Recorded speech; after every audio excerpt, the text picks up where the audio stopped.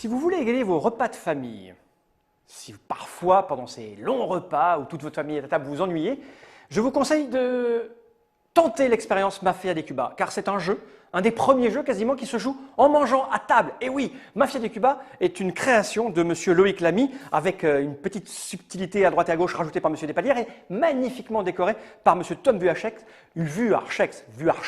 une équipe incroyable qui a travaillé sur un jeu assez étonnant, puisque, alors, c'est pas évident à la première approche quand on n'est pas habitué.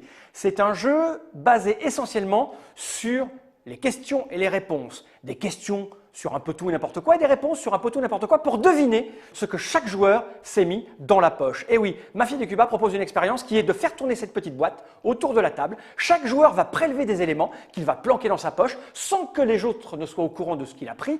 Et le parrain, celui qui a confié la boîte en premier, va tenter de savoir qui a pris quoi et d'accuser les bonnes personnes de vol, puisqu'à l'intérieur, il y a des diamants, il y a des jetons rôles, et le parrain qui ne sait rien sur rien, si ce n'est l'ordre dans lequel les choses ont été prises, va poser des questions pour tenter de deviner qui est un traître et qui ne l'est pas. Et bien sûr, certaines personnes à la table vont gagner avec lui, vont donc avoir intérêt à lui raconter la vérité, d'autres vont tenter de gagner tout seuls.